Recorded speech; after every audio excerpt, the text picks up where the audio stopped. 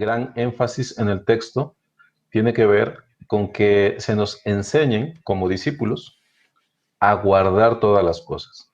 Esto implica, mis hermanos, por supuesto, que el maestro se prestará para enseñarle al discípulo todas las cosas, es decir, el maestro se deberá invertir en sus alumnos para que estos aprendan a orar, para que aprendan a ofrendar, a diezmar, para que aprendan a no mentir, para que aprendan a conocer al Señor, para que aprendan a honrarle, etcétera, etcétera. Y el discípulo, a su vez, hermanos, queda ahí implicado también, porque así como el maestro debe darse para que el discípulo aprenda todas esas cosas, el discípulo, a su vez, hermanos, deberá entregar su persona, deberá disponer su persona para abrazar estas cosas. Hemos mencionado, hermanos, que cuando alguien falla dentro de lo que son sus funciones, hermanos, entonces el discipulado se mallogra o incluso el discipulado llega a romperse, puesto que si alguien no está dispuesto, hablando del discípulo, no está dispuesto a guardar todas las cosas que se le enseñan, hermanos, entonces allí se cumple en él lo que Santiago dice, esa severa advertencia de Santiago, que aquel que solamente es oidor de la palabra y no hacedor de ella, entonces el tal se engaña a sí mismo. Así que eso es lo que hemos estado platicando, hemos estado abundando en todas estas cosas, hermanos, y hemos comentado también que un punto relevante dentro del discipulado tiene que ver con el nuevo nacimiento. ¿Por qué? Porque aquellas cosas que el Señor mandó, hermanos, no son cosas que pertenezcan a la vida natural del hombre. Aquello que el Señor nos mandó tiene que ver con situaciones, con ciertas decisiones, tiene que ver con el inclinar el alma a algunas cosas, abrazar las cosas que son imposibles para el hombre en su carne, hermanos. Entonces, aunque yo me lo proponga, no puedo ser manso y humilde de corazón. Aunque yo me lo proponga, no puedo ser un pobre en espíritu. Aunque yo me lo proponga, no puedo tener hambre y sed de justicia. Entonces, todas las cosas de las cuales habla el Señor, hermanos, implican no solamente una disposición del corazón, sino implican de hecho que el hombre nazca de nuevo. Entonces, para participar del discipulado que guarda todas las cosas, nos es necesario nacer de nuevo. ¿Sí, mis hermanos? Entonces, hemos estado hablando acerca de todas estas cosas. Y hoy quiero hablarles, dentro de este contexto, hermanos, quiero hablarles acerca de un santo contraste. Y ya me voy a explicar acerca de estas cosas. Y quiero empezar, hermanos, haciendo una pregunta. Si tú fueras, hermano, una especie de alfarero, así como se habla de nuestro Señor como el alfarero, si tú fueras ese alfarero y tuvieras en tus manos la arcilla con la cual te vas a formar a ti mismo, si tuvieras esa potestad, ¿cómo te darías forma, hermano? Si tú mismo pudieras esculpirte, si tú mismo pudieras formarte, si tú pudieras añadir o quitar algo a tu persona, ¿qué te dicta tu corazón? ¿Qué te dicta tu conciencia? ¿Qué te dicta tu espíritu acerca de la manera en la que te formarías a ti mismo? Entonces vamos a abordar esa pregunta al final nuevamente. Ahí téngala usted en mente. Entonces, mis hermanos, en la sesión anterior hemos tratado de enfatizar que el reino de Dios ya está entre nosotros. ¿Recuerdan? Dice Lucas 17:21 que el reino de Dios no vendrá con advertencia, ni dirán helo aquí o helo allí, porque he aquí el reino de Dios está entre vosotros. Así dice la palabra. Entonces, lo que hemos estado estudiando, hermanos, es que el reino, de hecho, el reino de Dios se halla o se encuentra más bien progresando. Ya está presente, pero no está pleno todavía. está ya entre los hombres, pero progresará hasta que lleguen los días cuando nosotros digamos, Dios reina. Llegará el momento en que se hable de esa manera y ya no diremos, venga a nosotros tu reino. ¿Sí, mis hermanos? Ahora, la implicación de este hecho, hermanos, es que los creyentes vivimos hoy ya en el reino de Dios, pero en medio de este mundo pecador. Ahora, yo sé que esta es una enseñanza bastante familiar para todos nosotros, hermanos, que siendo creyentes en Cristo, que siendo del Señor, vivimos en medio de un mundo caído que afrenta a Dios y que también nos antagoniza. Ahora, la gran pregunta, hermanos, aunque esta enseñanza está ampliamente difundida entre nosotros, la gran pregunta, hermano, es ¿de dónde te llega esta noción? Me refiero, este es un mundo caído que afrenta a Dios y que nos antagoniza. Antagoniza a los que son nacidos del Señor. Ahora, esa noción, hermano, te pregunto, ¿te llega desde tu vivencia? ¿Te llega de la escritura? ¿O te llega de eso a lo que podemos llamar el discurso cristiano? ¿De dónde te llega la noción de que el mundo afrenta a Dios y antagoniza al creyente, te antagoniza a ti? ¿Proviene de tu vivencia? ¿Proviene de la escritura? ¿O proviene del discurso cristiano que la mayoría de los que estamos aquí conocemos? Entonces, es necesario que nosotros indaguemos esto. ¿Por qué? Porque necesariamente, hermano, esta noción debiera provenir de la vivencia y, por supuesto, proviene de la escritura. Nosotros leemos allí que el mundo nos aborrece porque aborreció primero al Señor. Sabemos que estamos en el mundo, pero no somos del mundo. La escritura, hermanos, nos provee de esa noción, pero al fin y al cabo, dicha noción debe confirmarse en la vivencia cristiana.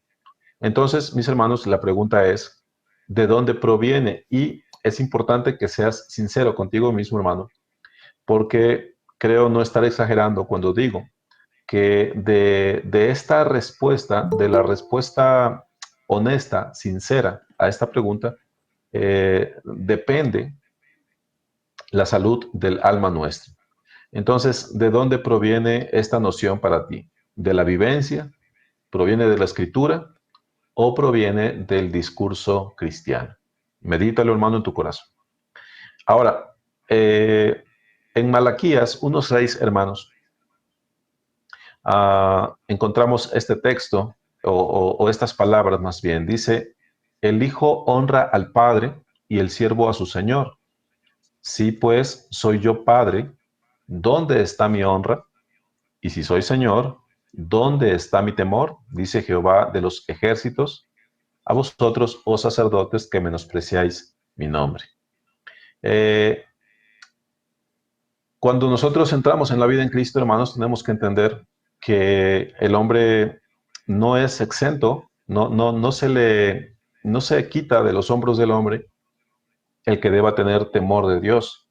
De hecho, cuando nosotros conocemos al Señor más y más, aunque por supuesto aprendemos a amarle, hermanos, tenemos que entender que el temor de Dios, hermanos, es algo que de hecho debemos procurar, debemos alimentar, hermanos, debemos procurar mientras nosotros nos acercamos al Señor, a su palabra.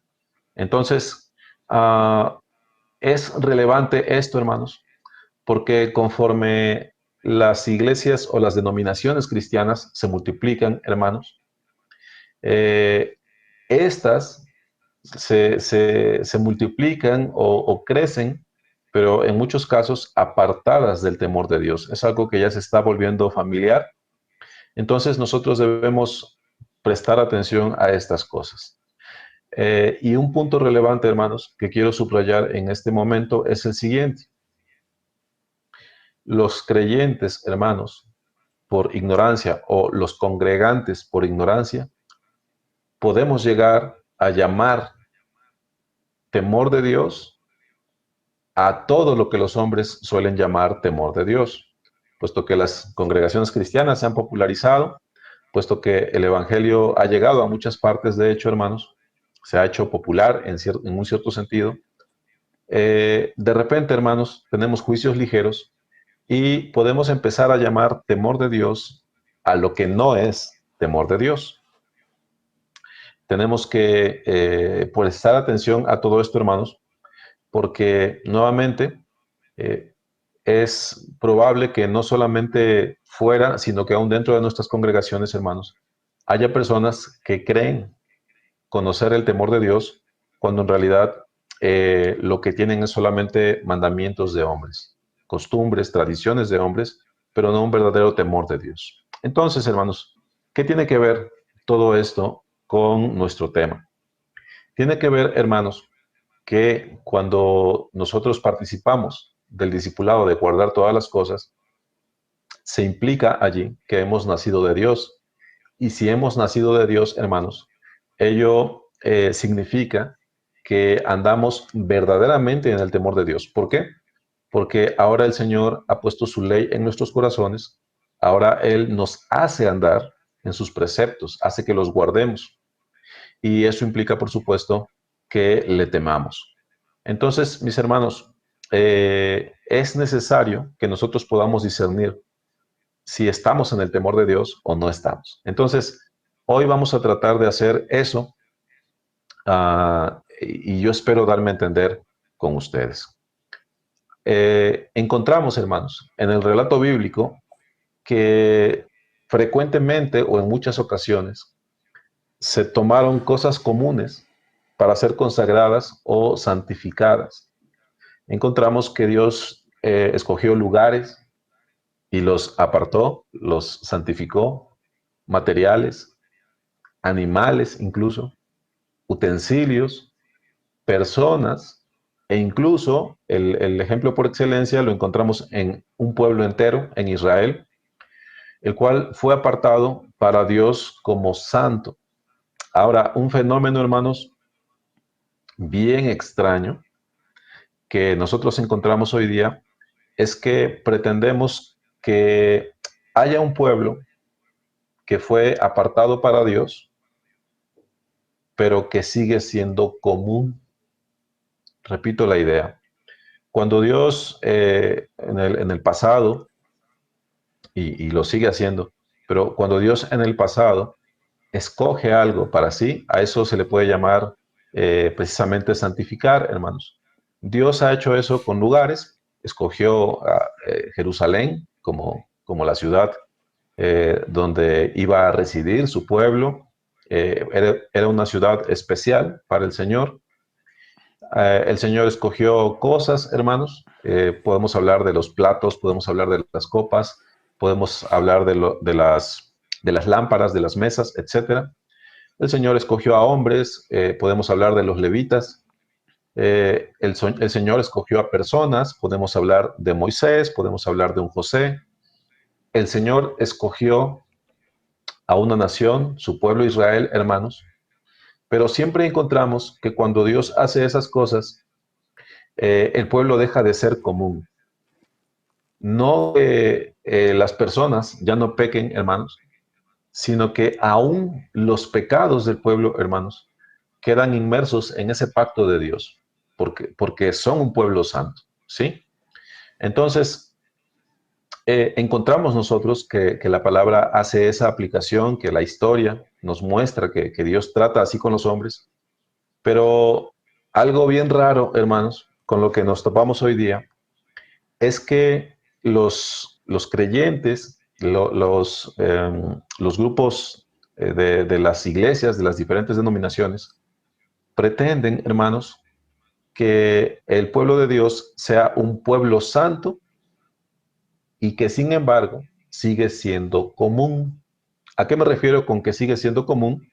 A que se mantiene al margen del temor de Dios, al margen de la honra de Dios y sin embargo se siguen llamando pueblo del Señor.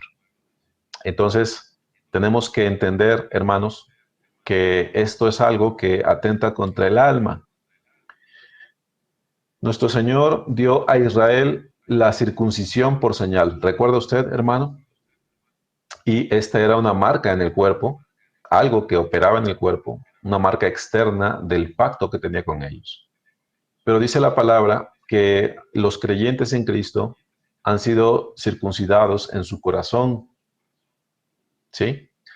El Señor dio a Israel sus mandamientos escritos en piedra, pero dice la palabra que Él escribiría su ley en nuestros corazones.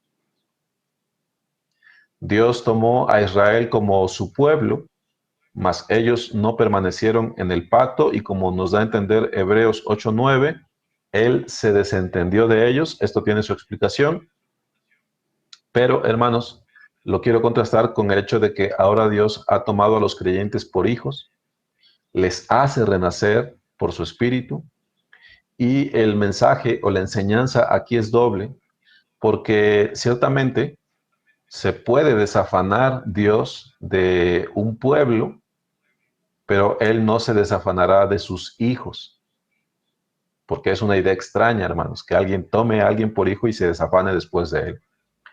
Pero al mismo tiempo, hermanos, una verdad tan relevante como el hecho de que Dios no se desafanará de sus hijos, hermanos, entendemos que los hijos, por definición, participarán de la naturaleza del Padre.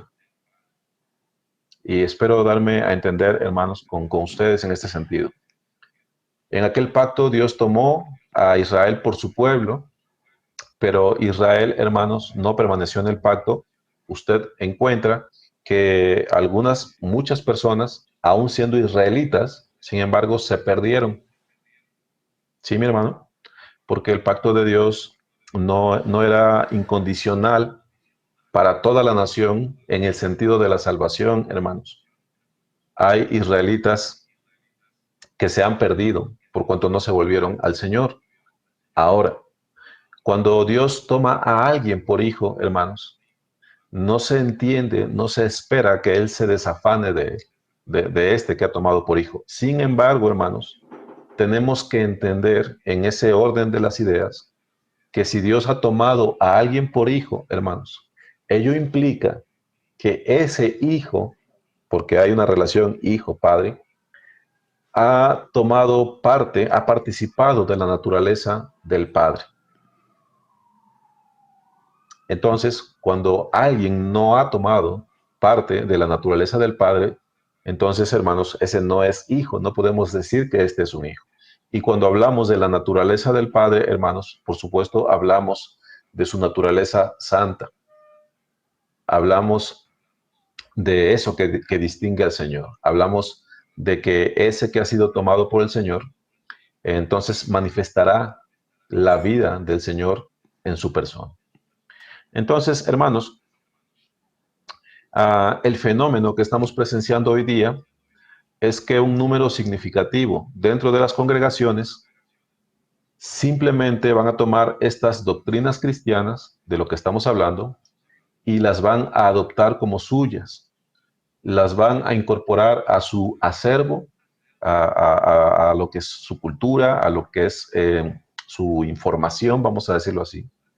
Lo van a incorporar a su lenguaje, lo van incluso a incorporar a su autopercepción, pero no podrán señalar claramente a las pruebas de que han experimentado realmente esa naturaleza de Dios, ese nuevo nacimiento. Vamos a encontrar un número significativo de personas dentro de las congregaciones que van a tomar estas doctrinas, las van a adoptar como suyas, las van a incorporar a su acervo, a su lenguaje, a su autopercepción, pero esto sin poder señalar claramente a las pruebas de haberlo experimentado realmente.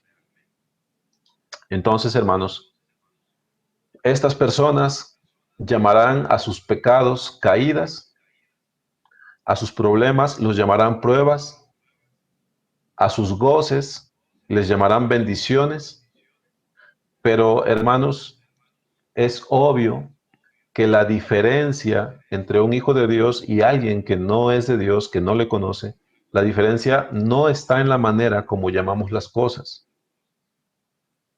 No importa que tú llames a tus pecados caídas, no importa que tú llames a tus problemas pruebas, no importa que a tus goces les llames bendiciones.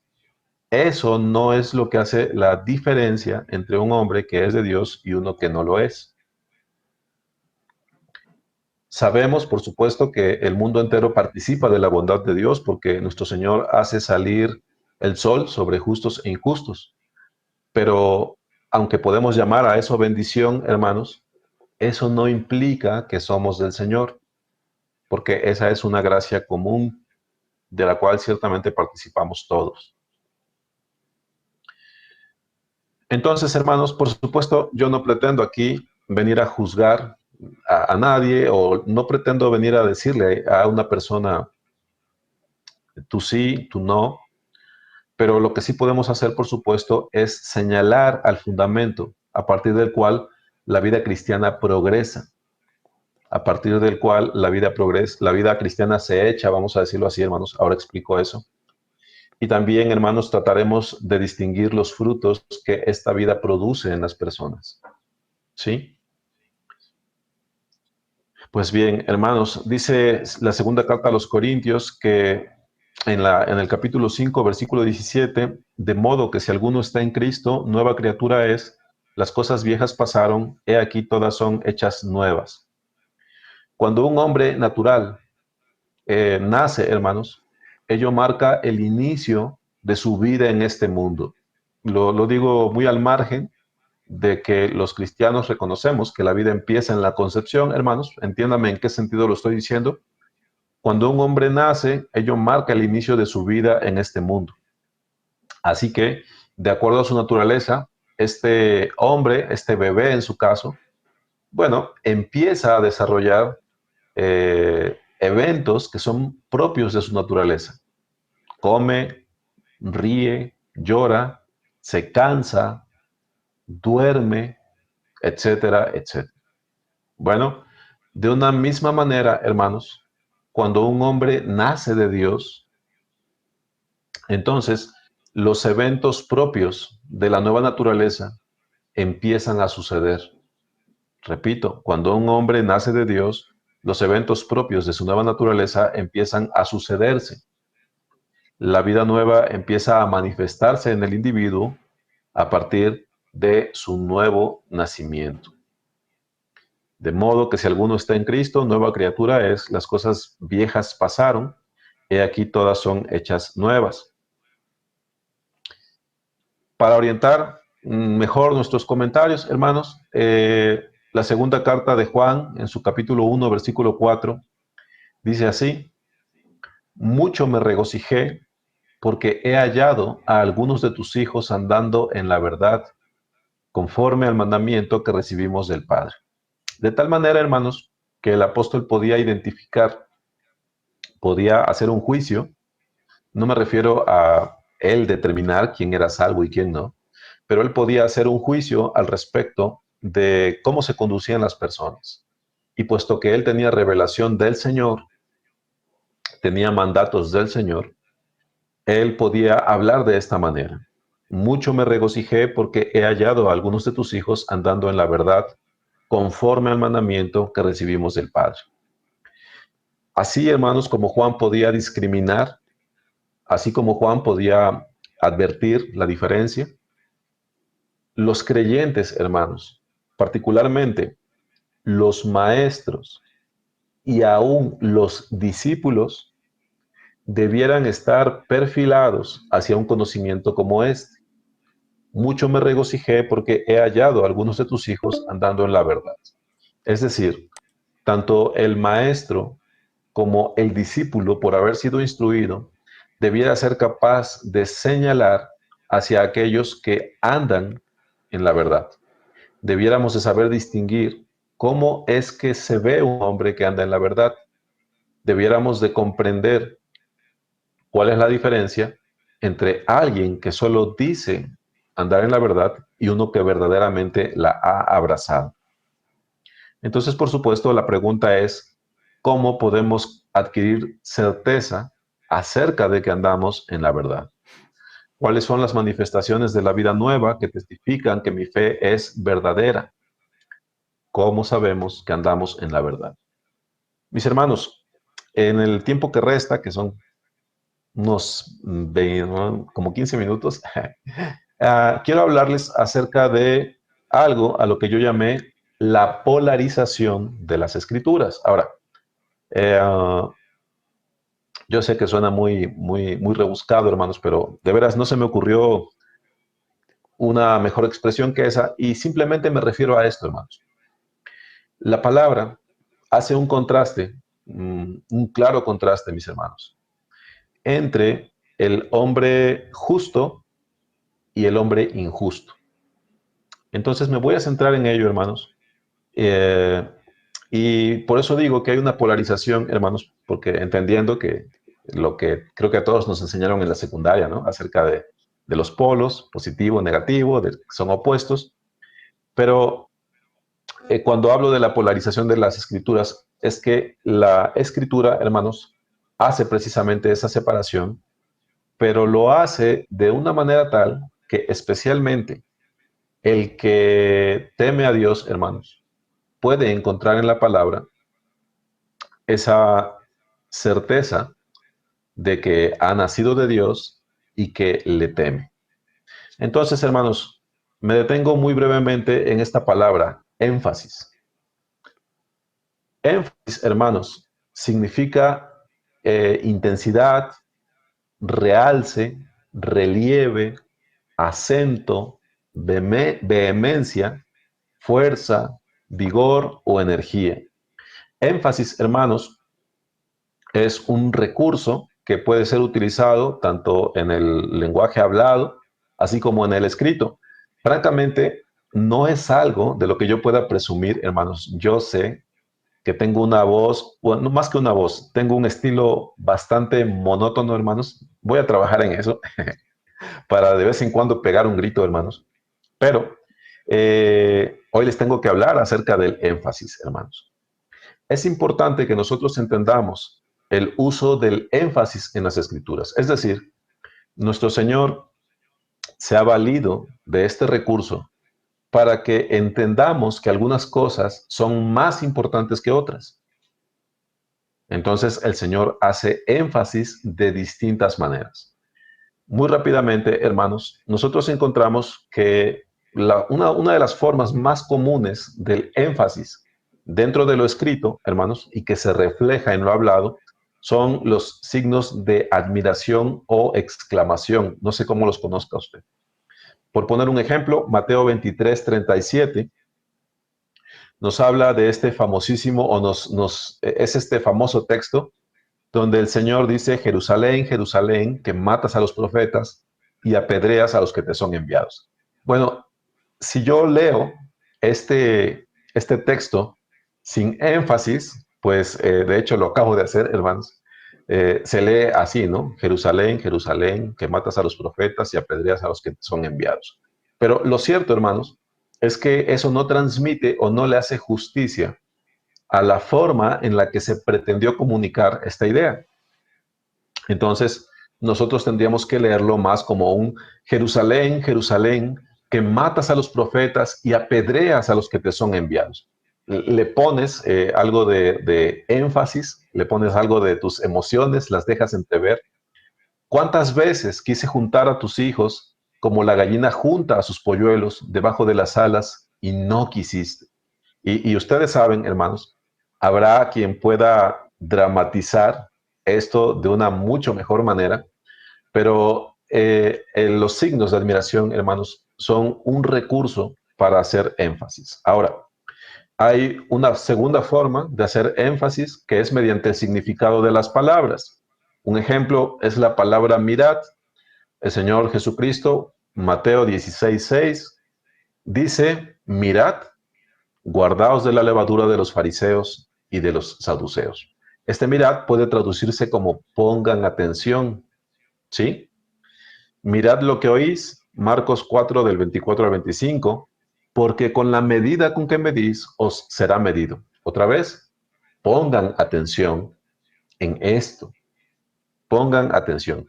No es que quiera yo dar a entender que debas tomar un versículo y desechar otros. No me refiero a eso, hermanos. Simplemente es un recurso que llama la atención de los que estamos leyendo, ¿sí?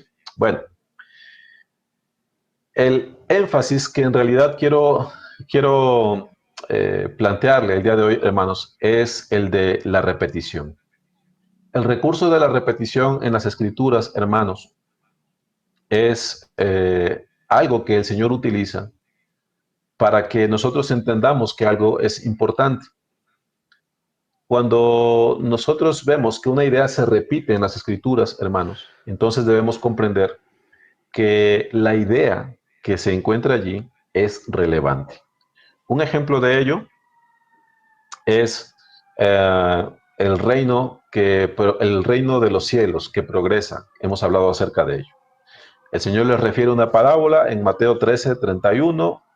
El reino de los cielos es semejante al grano de mostaza que un hombre tomó y sembró en su campo, el cual a la verdad es la más pequeña de todas las semillas, pero cuando ha crecido es la mayor de las hortalizas y se hace árbol de tal manera que vienen las aves del cielo y hacen nido en sus ramas.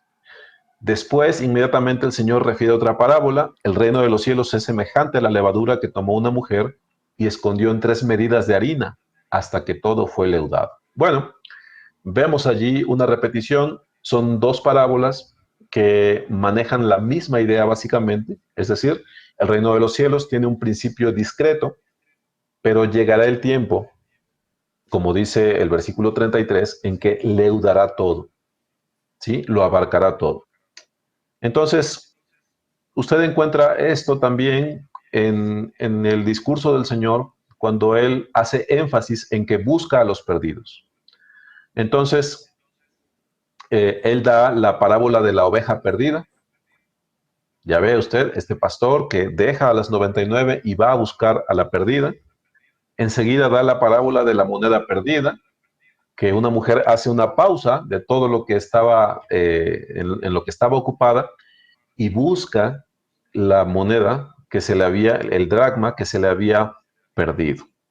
Y de ahí el Señor va a la parábola del hijo pródigo y el Señor concluye esto con que hay gozo delante de los ángeles, perdón, concluye en que, bueno, nos da toda la historia acerca del hijo que se va y el padre que hace fiesta cuando éste regresa. Bueno, uno de los énfasis más largos que tenemos en la escritura, énfasis de repetición, hermanos, es la polarización entre el hombre justo y el hombre injusto. Y repito aquí la importancia del tema, hermanos.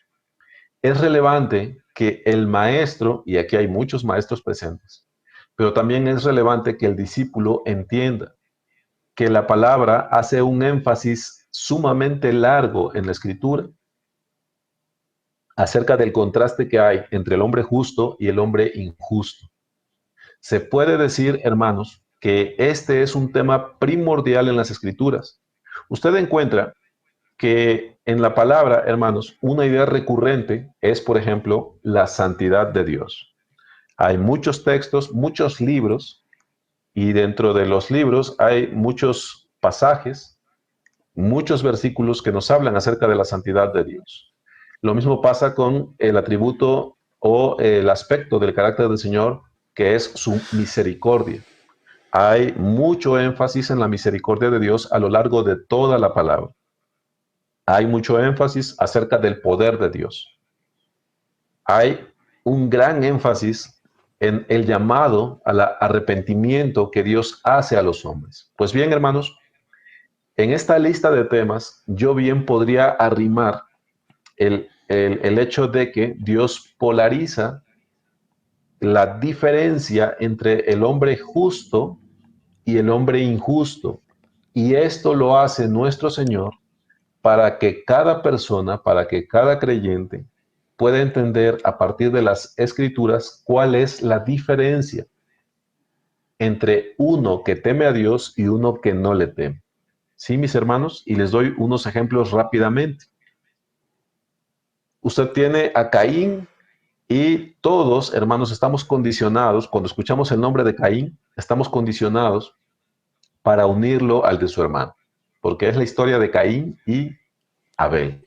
Bueno, la primera epístola de Juan, en su capítulo 3, versículo 15, nos dice que todo aquel que aborrece a su hermano es homicida, y sabéis que ningún homicida tiene vida eterna permanente en él. Entonces, en la historia de Génesis 4, que la historia que se da entre Caín y Abel, hermanos, pues tú tienes que Caín se levanta contra su hermano y le mata. ¿Por qué le mató? Porque sus obras eran malas, hermanos, porque era del maligno. Un creyente, hermanos, no es homicida. Un creyente no debe aborrecer a su hermano, porque un creyente no es homicida.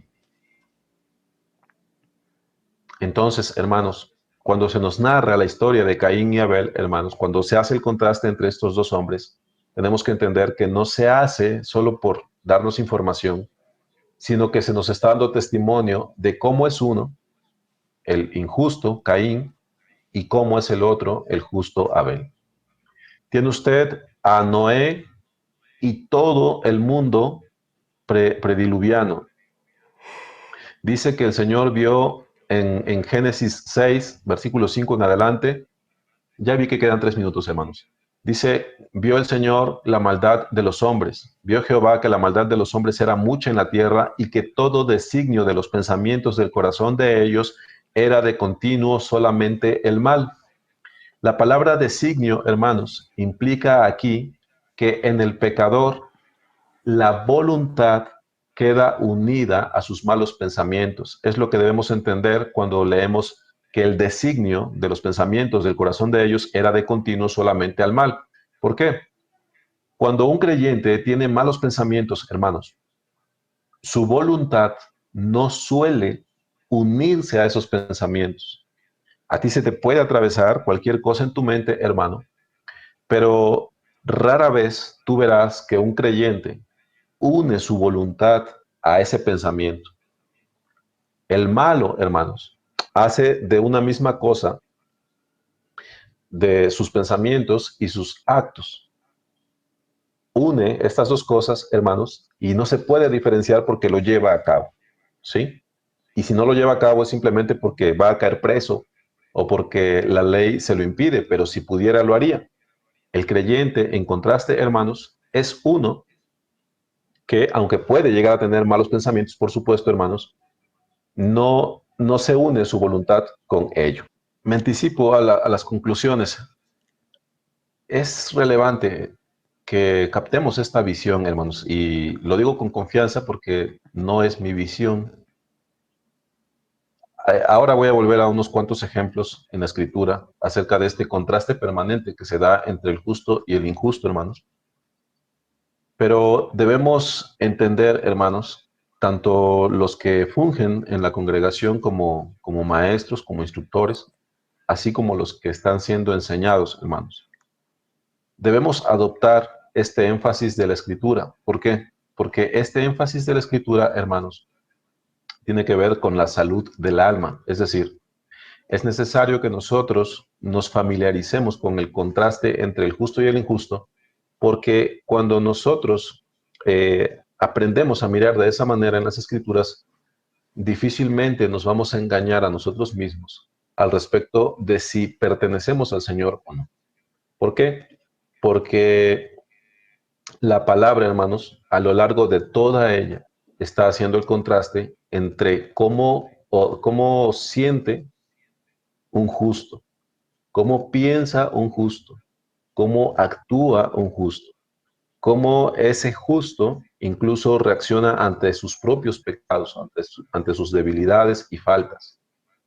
Y por supuesto, el que no es del Señor difícilmente podrá hacer ese ejercicio, hermanos, porque se puede decir, ni siquiera le va a interesar, ni siquiera va a ser movido a estas cosas, hermanos. Pero quizás el Señor utilice esto para iluminarnos, por supuesto. Entonces, hermanos, si yo pretendiera el detenerme en algunos de los ejemplos de la Escritura, literalmente, hermanos, me llevaría aquí horas, porque hay muchísimos ejemplos que se nos dan acerca de ese contraste. Usted tiene, por ejemplo, a Lot viviendo en Gomorra, hermanos, y yo sé que Lot se ha ganado que sea, bueno, que muchos le critiquen, que levanten la ceja, ¿no? Lo que yo leo en Escritura acerca de Lot es que él sí fue poniendo sus tiendas hasta llegar a Gomorra. Personalmente creo que él no lo hizo en un juicio de valor diciendo, bueno, esta ciudad está así, está así, pero de todas formas voy a vivir allí. Yo no tengo certeza de que esto haya sucedido así. De lo que sí tengo certeza es de que Pedro en su segunda epístola dice que nuestro Señor condenó por destrucción a las ciudades de Sodoma y de Gomorra, reduciéndolas a ceniza y poniéndolas de ejemplo a los que habían de vivir impíamente, y que libró al justo Lot, el cual era abrumado por la nefanda conducta de los malvados, porque este justo que moraba entre ellos afligía cada día su alma justa, viendo y oyendo los hechos inicuos de ellos.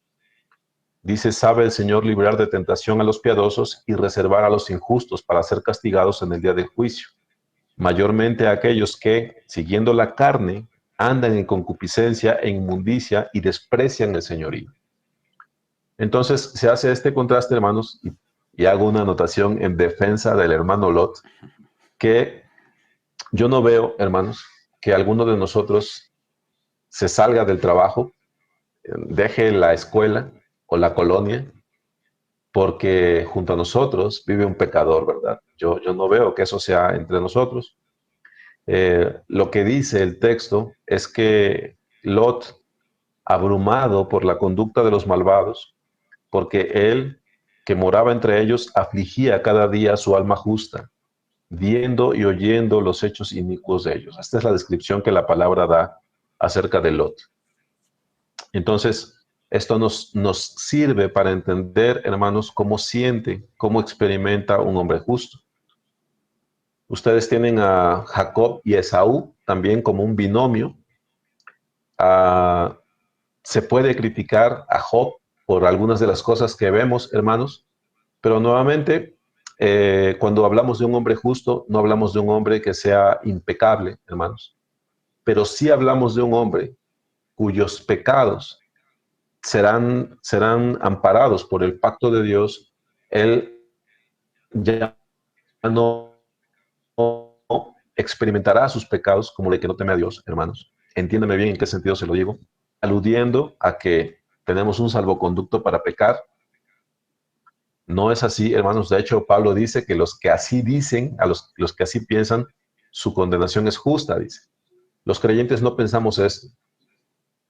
Cuando un creyente peca, hermanos, aún eso ha cambiado, porque el pecado no lo tratará, hermanos, como lo tratábamos cuando cuando andábamos en este mundo sin Dios y sin ley. Si nosotros pecamos ahora, hermanos, estando en esta vida que el Señor nos ha dado, incluso ese pecado ahora es diferente. ¿Sí, hermanos? Entonces, Jacob era un hombre que tenía, por supuesto, sus faltas, sus defectos, sus pecados, pero Jacob era un hombre que estimaba las cosas espirituales. Él era capaz de darle un valor a las cosas espirituales. Él fue capaz de luchar con el ángel toda la noche para ser bendecido. Cuando él tuvo temor de su hermano porque venía hacia él, él no huyó al monte cual ave, como dice el Salmo 11.1, sino que él se apoyó en el Señor. Entonces, con sus defectos, él se refugió en el Señor, hermanos, y también representa entonces un ejemplo para los hombres justos en esos aspectos. Usted tiene la historia de José y sus hermanos. José, que fue vendido por envidia, hermanos, es una expresión increíble. Eran sus medios hermanos, pero esto no les exime de esta crueldad que hicieron, pues vendieron a José. Y usted ya sabe todo lo que este justo padeció. Usted sabe de su tentación. Usted sabe de sus padecimientos, que fue acusado falsamente, que fue llevado a la cárcel. Sabemos que Dios estaba con él porque todo lo que hacía prosperaba. No digo porque la prosperidad sea un indicio, sino que por el hecho de que él temía a Dios, Dios le recompensaba de esa manera. Dios mostraba su, su favor para con José de esa manera. Él padeció como justo y cuando llegó el momento, el Señor le levantó, el Señor le distinguió, hermanos, y después perdonó a sus hermanos, los que le habían vendido, y les recibió para preservar la vida a la casa de Israel. Bueno, hermanos, todos estos ejemplos corresponden al Génesis, pero usted tiene el libro de los Salmos. El libro de los Salmos inicia con bienaventurado el varón que no anduvo en consejo de malos, y en un momento, en el versículo 4 dice, no así los malos, que son como el tamo que arrebata el viento. Y hay un contraste continuo, hermanos. Usted llega a Proverbios, hay un contraste entre el justo y el injusto, entre el necio y el sabio, entre el sensato y el insensato, entre el entendido y el simple. Y nos dice que el principio de la sabiduría es el temor de Jehová, y nos instruye y nos instruye y nos contrasta para que nosotros entendamos, hermanos, quién es de Dios y quién no es del Señor. Bueno, empecé esta sesión preguntando, hermano, ¿cómo te formarías a ti mismo si pudieras esculpirte? ¿Qué forma te darías a ti mismo si estuviera en tu mano el que te pudieras adornar, que te pudieras quitar algo de encima tuyo? Bueno, hermanos, termino con esto, pues. Yo recuerdo que en alguna ocasión, hermanos, encontré un teléfono ahí lo encontré, y ese teléfono me hizo mucho daño, hermanos. Tiene bastantes años de esto, porque, bueno, pues la dueña de este teléfono solía fotografiarse, por lo que yo me pude enterar, por lo que yo pude ver, hermanos, y me hizo tropezar muchísimo ese aparato. Bueno, finalmente la única manera para mí de librarme de esas cosas, hermanos, fue tomar un día ese teléfono, hermanos, y estaba yo todavía ahí en Veracruz, hermanos, y tomé ese teléfono y lo lancé a un lago. Fue la forma en la que yo pude deshacerme de eso, ¿no? Bueno, aunque ciertamente, hermanos, el pecado, ciertos pecados, todavía nos seducen, y aunque ciertos pecados, hermanos, tienen un poder sobre nosotros, hermanos. Lo cierto, hermano, es que si yo tuviera por un instante el poder de quitar de mí algunas cosas, si yo pudiera tener en mi mano ese pecado, como se tiene una piedra, yo ciertamente, hermanos, iría a un barranco, el más profundo que yo encontrara. Yo iría allí, hermanos, y tomaría esa piedra, se lo digo delante de Dios, hermanos, tomaría eso y lo arrojaría, hermanos. Lo arrojaría de mí para que se perdiera ahí en el fondo y nunca más tuviera efecto sobre mi persona. Así es que me entienden. Si mi tentación, si mi concupiscencia tomara la forma de una piedra, de un ladrillo, si esa escena pudiera darse, hermano, yo iría definitivamente a ese lugar o lo llevaría al mar y lo echaría allí, hermanos. Y de esa forma me desharía de eso que me hostiga. Esa es una buena manera, hermanos, de entender que verdaderamente la vida nos ha alcanzado. ¿Por qué? Porque antes de yo conocer al Señor, hermano, lo que hacía es que abrazaba todas esas cosas. Las abrazaba, las besaba, convivía con ello, lo tenía en mi mente y a mí me agradaba que estuviera allí. Allí vivía conmigo todo eso, hermanos, y yo no sabía, no quería, ni se me cruzaba por la cabeza siquiera repudiarlo. Pero Dios me ha alcanzado, hermanos, y yo entiendo que hay un contraste, que hay una diferencia entre el hombre que teme a Dios y el que no le teme. Entonces, mis hermanos, los que somos maestros debemos poner énfasis entre esta diferencia, entre el contraste entre el bueno y el malo, entre el justo y el injusto. Es necesario, hermanos, que los maestros hagamos un énfasis y que lo hagamos claramente para los que nos escuchan. Y los que están escuchando, hermanos, es necesario que entendamos que hay una diferencia clara en las escrituras entre el justo y el injusto, entre el que teme a Dios y el que no le teme.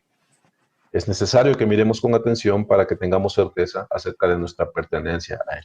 Entonces, mis hermanos, yo espero que algo de lo que les haya compartido les sirva, y lo digo tanto para maestros como para discípulos, alumnos.